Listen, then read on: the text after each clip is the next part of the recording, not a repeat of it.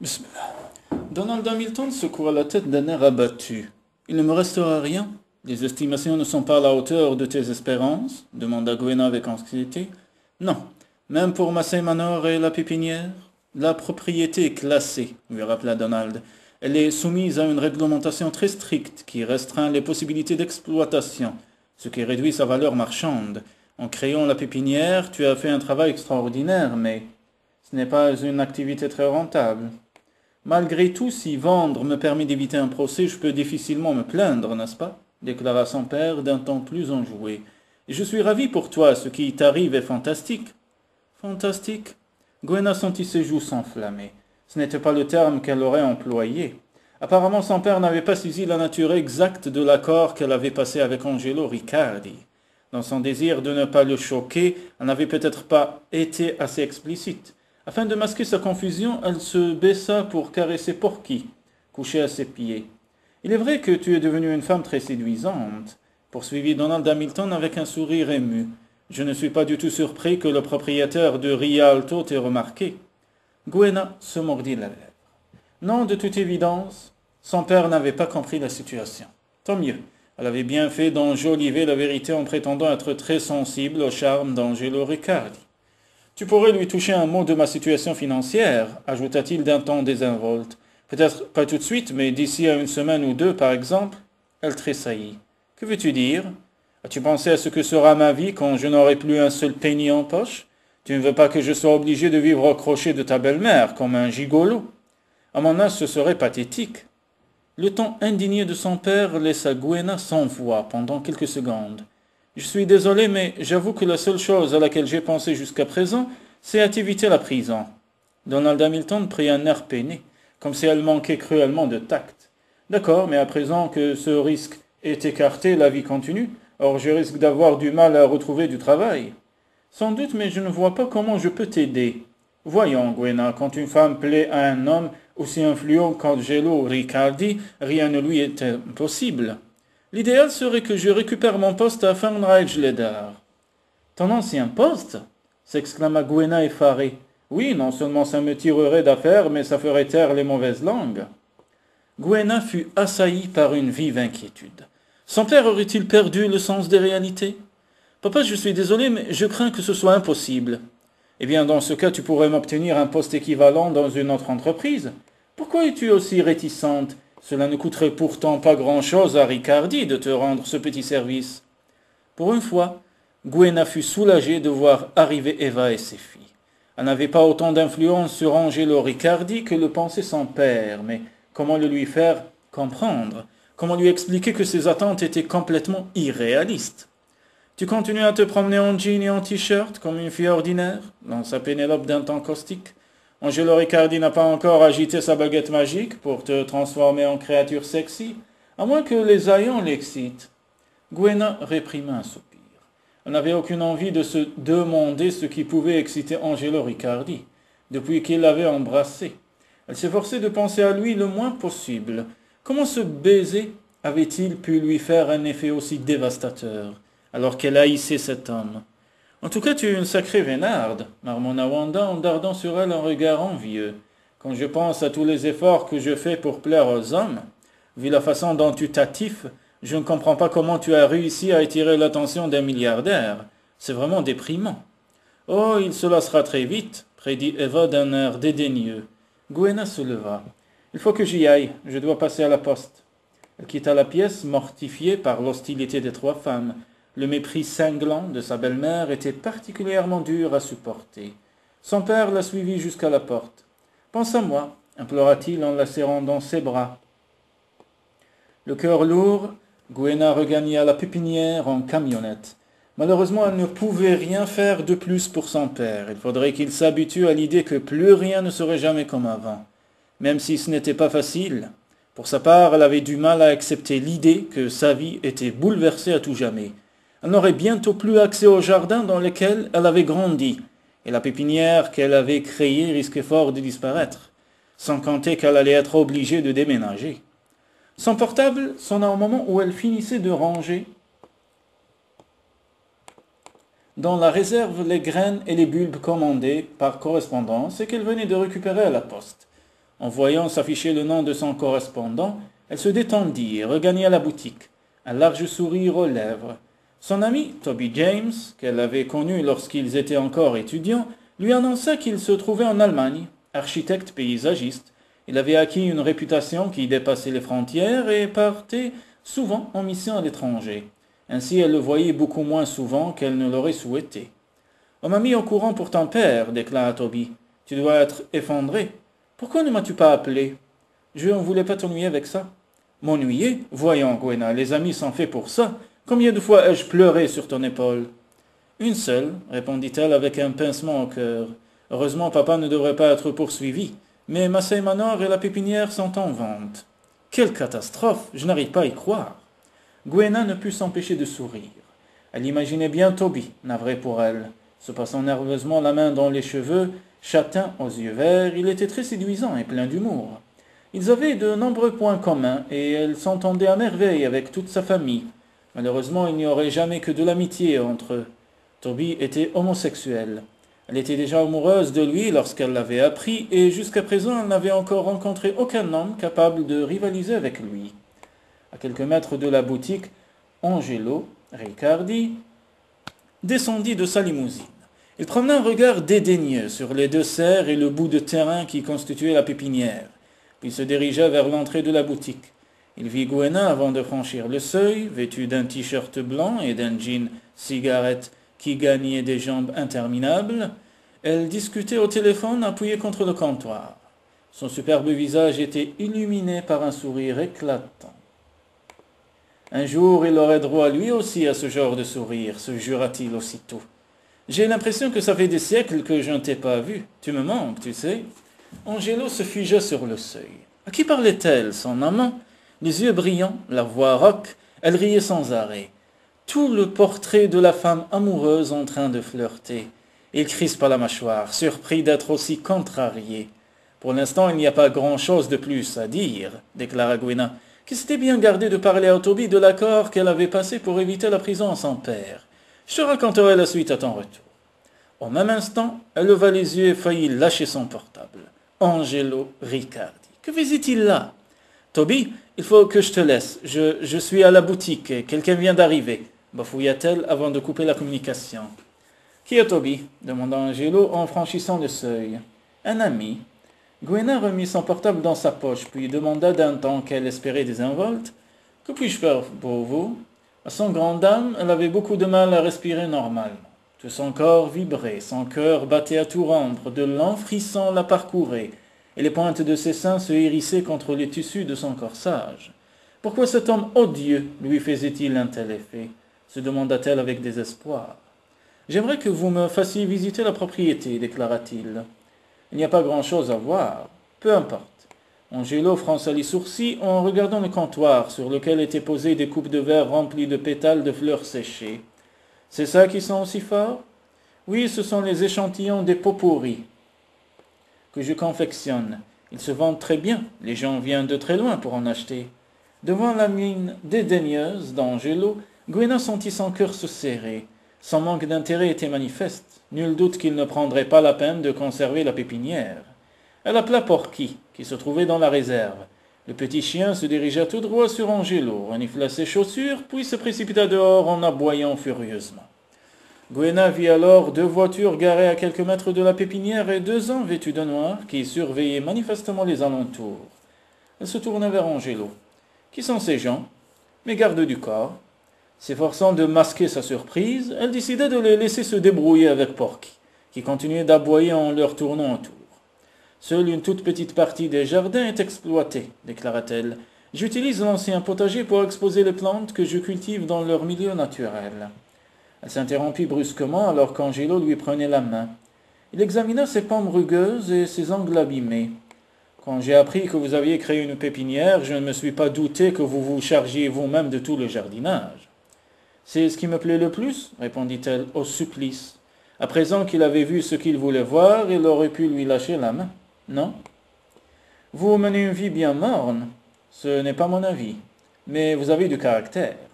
Il plongea son regard dans le sien, tout en portant sa main à ses lèvres pour y déposer un baiser. Ça me plaît beaucoup, Gioia. Parcourue d'un lent frisson, elle retira sa main d'un geste vif, mais le contact des lèvres d'Angelo y laissa une empreinte brûlante. Elle prit une profonde inspiration et se mit à parler avec animation du projet de mise en valeur des jardins. Angelo l'écouta en silence, pas question de donner son accord à un projet qui n'offrait manifestement aucune perspective de profit. De toute façon, il n'était pas amateur d'espaces verts. Il n'avait jamais eu le temps ni la patience de se promener dans la campagne pour admirer un paysage ou respirer le parfum des fleurs. Non, il avait en tête un tout autre genre de plaisir. Même en jean et en t-shirt, cette fille était sublime. Il avait hâte de la voir dans une tenue plus sexy, pour mieux la déshabiller. Sur sa peau, il avait senti un léger parfum très évocateur, peut-être bien l'odeur naturelle d'un simple savon. Cependant, elle avait une fâcheuse tendance à s'écarter avec nervosité dès qu'il s'approchait à moins de 50 centimètres d'elle. « Arrêtez !»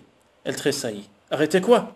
Il glissa un bras autour de ses épaules. « Monsieur Riccardi !»« Monsieur ?» Exaspéré, Angelo l'attira contre lui et captura ses lèvres avec fougue. Le souffle coupé, les jambes tremblantes, Gwenna crut défaillir. La plaquant contre le vieux mur de pierre qui se trouvait derrière elle, il referma les mains sur ses fesses et la plaqua contre sa virilité pleinement éveillée. Submergée par une excitation mêlée de peur, elle laissa échapper un petit cri étouffé. Tout à coup, il s'arracha ses lèvres en jurant en italien. « Votre chien !» Tout étourdie, elle s'efforça de reprendre ses esprits. Porky tirait avec frénésie sur la jambe du pantalon d'Angelo en grognant. Elle se baissa pour le prendre dans ses bras, reconnaissante de cette diversion. « Elle ne vous aime pas, on dirait. »« Inferno ! C'est tout ce que vous trouvez à dire » s'exclama-t-il furieux. « Excusez-moi, il vous a mordu ?»« Non, heureusement pour lui. Merci pour votre sollicitude. » Angelo tentait de réprimer sa colère, mais aussi pourquoi s'être jeté sur cette femme comme il l'avait fait. Perdre son sang-froid n'était pourtant pas dans ses habitudes. Qu'avait-elle donc pour lui faire un tel effet ? Heureusement, dès qu'il aurait couché avec elle, il se lasserait très vite. Les jambes tremblantes, Gwenna reposa son chien par terre. Comment avait-elle pu se conduire d'une manière aussi indécente ? Non seulement elle n'avait opposé aucune résistance à ce goujat, mais elle s'était abandonnée à son baiser sans aucune retenue. Mieux valait ne pas imaginer ce qui serait arrivé si Porky n'avait pas eu la bonne idée d'intervenir. Elle inspira profondément. Derrière ce mur, le jardin est en friche. Il n'y a plus rien à voir. Et le manoir ? Elle conduisit Angelo jusqu'au bâtiment de style Regency où était née sa mère. Comment est l'intérieur ? Délabré. L'entrée a été condamnée pour des raisons de sécurité. De toute façon, je ne suis venu que pour une visite éclair, déclara Angelo alors qu'il reprenait le chemin de la pépinière. Je dois vous informer que votre père a été convoqué à une réunion cet après-midi. Une vive anxiété étreignit Gwenna. Pour quelle raison ? L'inventaire de ses biens est incomplet. Il a dissimulé une partie de son patrimoine. C'est impossible. Angelo darda sur elle un regard glacial. Je n'apprécie pas qu'on me fasse perdre mon temps. Mes avocats avaient demandé à votre père de leur communiquer la liste de tous ses biens. C'est ce qu'il a fait. Il a malencontreusement omis de mentionner son second appartement londonien, ce qui est d'autant plus fâcheux que la valeur des biens mentionnés sur l'inventaire ne suffit pas à combler le trou qu'il a laissé dans les caisses de Fernage Leder. Il doit y avoir une erreur. Je crains que non. Mes sources sont fiables. Gwenna se mordit la lèvre. Au comble de la confusion, Angelo Riccardi semblait si sûr de lui.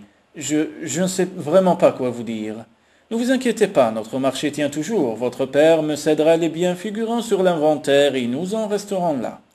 Étant donné les circonstances, c'est très généreux de votre part. Angelo eut un sourire satisfait. Comme prévu, il venait de gagner l'estime de Gwenna.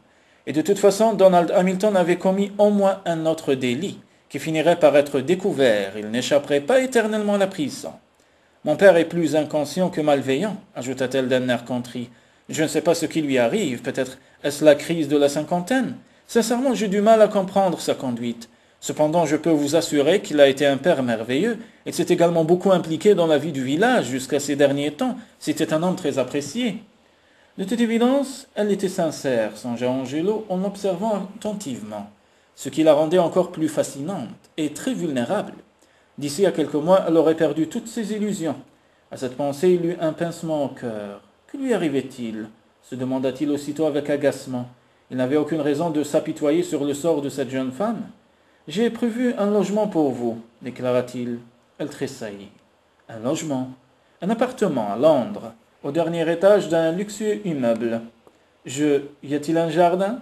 Porky a absolument besoin d'un jardin. Porky? Mon chien? Angelo réprima un soupir.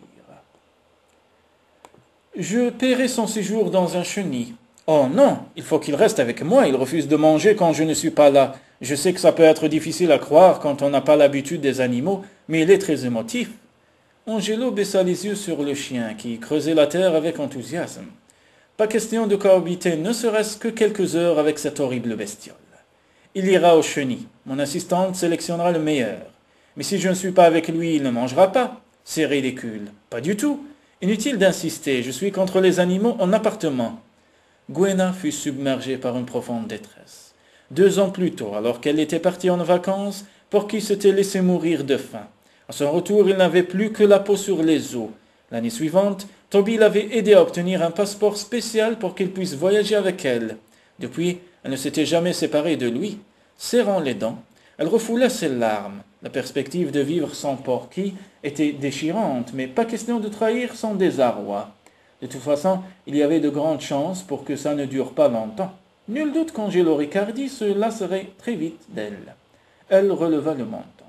Si je comprends bien, je n'ai pas mon mot à dire. Vous pouvez exprimer des souhaits particuliers concernant votre logement. C'était le moment ou jamais de se montrer exigeante, décida-t-elle aussitôt. Après tout, elle n'était pas pressée d'honorer leur accord. Je veux un jardin, enfermé entre 4 murs en ville. Je deviendrai folle. L'appartement dispose d'une grande terrasse avec une piscine à toit amovible. Ce n'est pas pareil, il me faut un jardin. Angelo poussa un soupir exaspéré.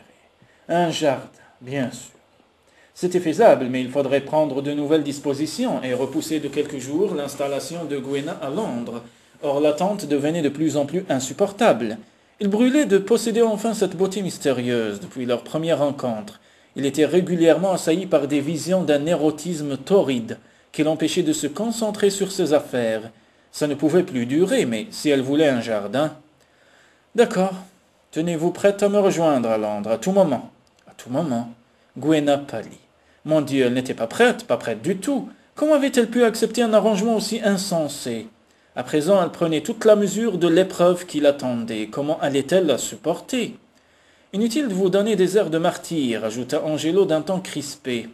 La comédie de la Vierge effarouchée ne prend pas avec moi. Vous ne parviendrez pas à vous faire passer pour ce que vous n'êtes pas. Elle eut l'impression de recevoir une gifle. Outrée, elle s'écria. Vous vous croyez très malin, n'est-ce pas? Vous pensez sans doute avoir une grande expérience des femmes. Eh bien, vous vous trompez, figurez-vous, parce que je ne joue pas la comédie. Au comble de la colère et de la confusion, elle baissa les yeux. Et ne vous avisez pas de faire le moindre commentaire, prévint-elle d'un ton farouche. Angelo la contempla avec stupéfaction. Était-ce pour cela qu'elle l'attirait à ce point? Avait-il senti inconsciemment ce qui la différenciait des femmes qu'il fréquentait d'ordinaire? Tout à coup, l'installer dans un appartement londonien pour la garder en permanence à sa disposition, quand il aurait besoin de se détendre entre 2 avions, paraissait incongru. Le marché qu'ils avaient conclu semblait soudain totalement inapproprié. À peine cette pensée eut-elle effleuré l'esprit d'Angelo qu'il décida de l'oublier. Après tout, cet accord, elle l'avait accepté. Pourquoi y renoncer? D'autant plus que son attirance pour elle était partagée. Il en avait eu la preuve les 2 fois où il l'avait embrassée. Elle était peut-être effarouchée, mais pas insensible. Et de toute évidence, elle avait un tempérament de feu qui ne demandait qu'à s'exprimer. Le silence se prolongeait. Mortifiée par l'absence de réaction d'Angelo, Gwenna se maudit. Quelle idiote! Pourquoi lui avait-elle révélé l'un de ses secrets les plus intimes? Écoutez, j'ai encore beaucoup de travail à la pépinière, déclara-t-elle d'un ton brusque. J'ai besoin de quelques jours pour me retourner avant de partir pour Londres. Vous avez jusqu'à la semaine prochaine, quelqu'un vous tiendra au courant. Angelo sortit une carte de sa poche. Si vous souhaitez me parler, voici mon numéro de portable. Vous pouvez m'y joindre à tout moment. Gwenna prit la carte sans un mot. Pour quelle raison aurait-elle souhaité lui parler? Mais peu importe. Dans l'immédiat, elle avait une question très importante à lui poser. Prenant son courage à 2 mains, elle demanda. Quels sont vos projets pour les jardins et la pépinière? Il se contenta d'un haussement d'épaules. Le cœur serré, elle sentit ses minces espoirs s'envoler. De toute évidence, il se moquait éperdument de l'avenir de Massey Manor. Il ne prenait même pas la peine de feindre le contraire. Ce qui n'avait rien de surprenant, c'était sans aucun doute le dernier homme sur Terre susceptible d'investir dans un projet aussi peu lucratif.